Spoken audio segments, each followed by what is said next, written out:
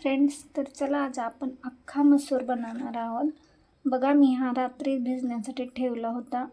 अगदी अर्धा ग्लास पाणी ओतून आपण एकदम सुक्का असा छानपैकी मसूर बनवणार आहोत. तर बघा आपण त्यासाठी काय काय वापरलेले आहे.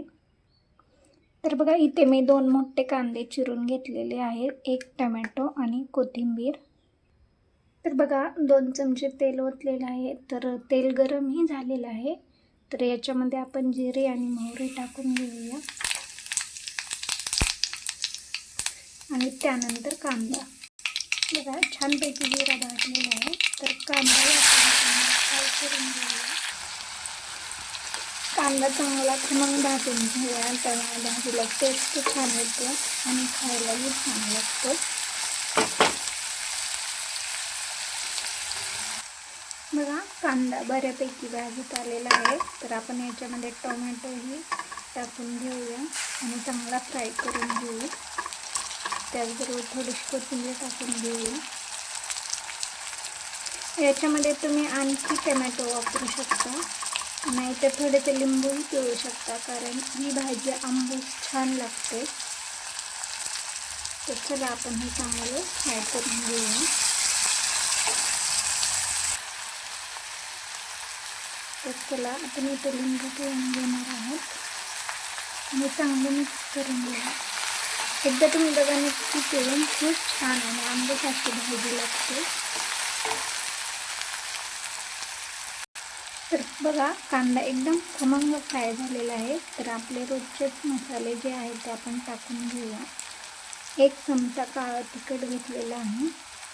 त्याचबरोबर अर्धा चमचा हळद, थोडीशी धना पावडर,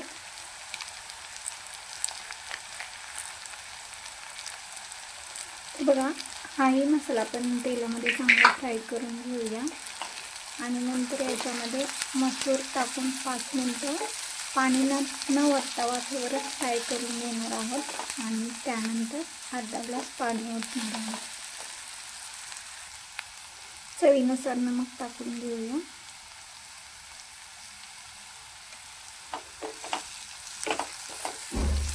हे पण चांगलं आपण मिक्स करून घेऊया. तुम्हाला मसूरची भाजी आवडते का, नक्कीच कमेंटमध्ये सांगा आणि तुम्ही कोणत्या प्रकारची बनवता तेही नक्की सांगा. मी एकदा नक्की ट्राय करेल तुमच्यासारखी भाजी बनवण्याची. अगदी खूप सोपी पद्धत आहे, झटकीपट होणारी ही भाजी आहे आणि लहान मुलांना किंवा आपल्याला डब्याला नेऊ शकता आपण ही भाजी. अगदी लहान मुले तर आवडीने खातील. एवढंच की आपण याच्यामध्ये लहान मुलांसाठी थोडा मसाला कमी वापरणार आहोत. तर चला आता आपण भिजवलेला ओला मसूर याच्यामध्ये टाकून घेऊया.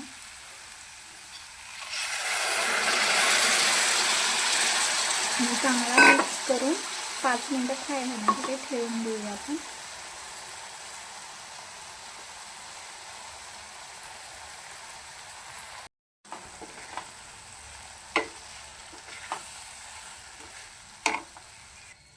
चला तर मग आपण याला झाकून ठेवूया. तर बघा 5 मिनटं झालेली आहेत.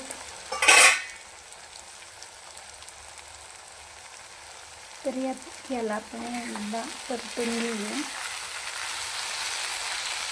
बघा तशी तर याला पाणी वाटायची गरज नाही आहे, पण अगदी नॉर्मल रस्सा बनवणार आहोत, त्यामुळे थोडेसे पाणी ओतणार आहोत.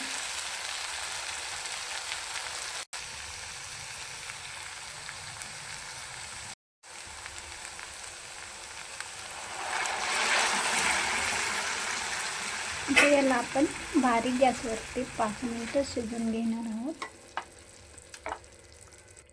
बघा या प्रकारे मसूर असा बनवून बघा, खूप छान आणि टेस्टी होतो आणि जिरा राईस सोबत खायला तर एकदम मस्त लागतो. बघा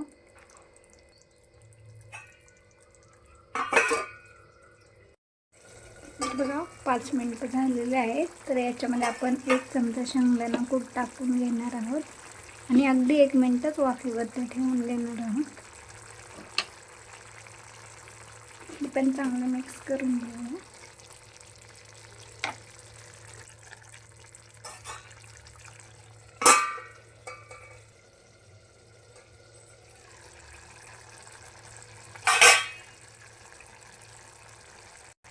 चला तर मग बघा आपला गरमागरम रा अख्खा मसूर तयार आहे. आवडला असेल तर नक्कीच चॅनलला लाईक शेअर सबस्क्राईब करायला विसरू नका. थँक्यू.